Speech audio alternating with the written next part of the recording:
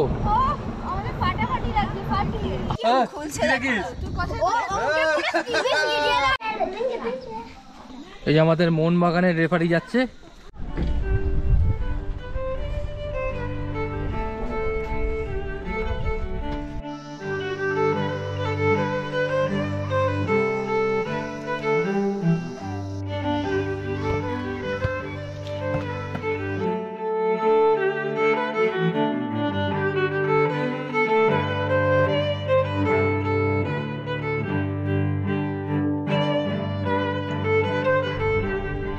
লোলেগাঁও ঘুরে আমরা চললাম নোকদারা লেকের উদ্দেশ্যে।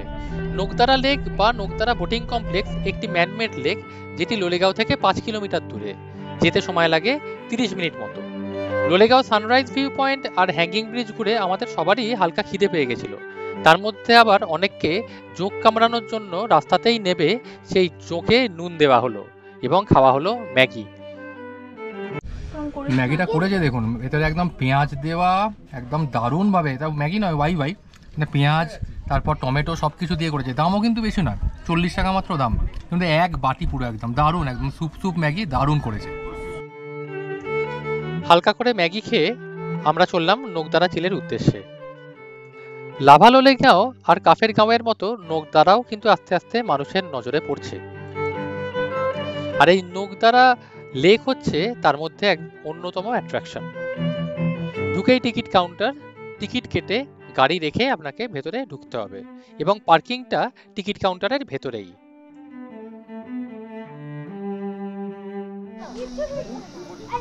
পাহাড়ের কোলে এই লেক, যার চারিদিকে পাথওয়ে আছে। আপনি চাইলে এই পাথওয়ে ধরে পুরো লেকটাকে হাঁটতে পারবেন এবং বাইরেও খুব সুন্দর বাগান করা আছে।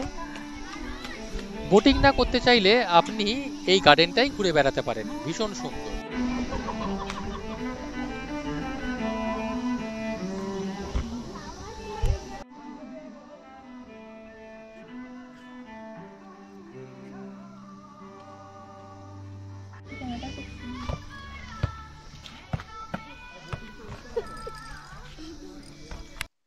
এই লেকে আছে প্রচুর রং বেরঙি মাছ। আপনারা চাইলে এই মাছেদের খাবারও দিতে পারবেন। মূলত মুড়ি দেওয়া হয় এই মাছেদেরকে খাবার হিসেবে। এক দায়িত্ববান বাবা তার মেয়েকে নিয়ে বসে আছে, সবাই আনন্দ করছে, আমিও আনন্দ করছি। বোটিং এর ফি 70 টাকা করে। আমরা সেই 70 টাকা দিয়ে টিকিট কেটে উঠলাম বোটিং করতে। বাচ্চাদের ফ্রি।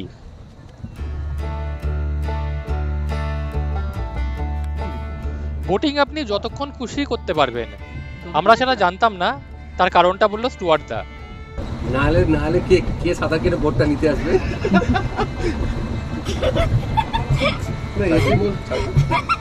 এসে বললো যে জলদি জলদি, এই তো যাচ্ছে তো। এইখানের বোটে 4 জনে বসার 4টে প্যাডেল কিন্তু নেই। পেছনে 2 জনকে প্যাডেল করতে হবে এবং সামনে যে যাবে তাকে প্যাডেল করতে হবে না। আমি সামনেই বসেছিলাম যাতে প্যাডেল করতে না হয়। পাহাড় দিয়ে ঘেরা এই পরিষ্কার লেক কিন্তু বোটিং এর জন্য খুবই সুন্দর এবং আপনার বোটিং এ কোনো বিপদও নেই, কারণ এখানে লাইফ গার্ডেরাও কিন্তু আপনাকে দূর থেকে দেখছে সব সময়। এবং এই লেকও খুব একটা গভীর নয়, যেহেতু এটা ম্যানমেড।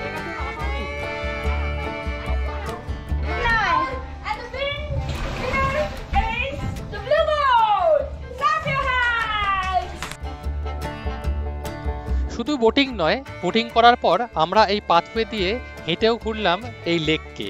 সেটাও কিন্তু একখানা খুব সুন্দর অনুভূতি। এই পাথওয়ে খুবই পরিষ্কার এবং সকলকে অনুরোধ করা হয় যাতে এটাকে পরিষ্কার রাখা যায় এবং প্লাস্টিক ফ্রি, এবং কোনো রকমের খাবার যেন এখানে না ফেলা হয়। এই যে আমাদের মোহনবাগানের রেফারি যাচ্ছে।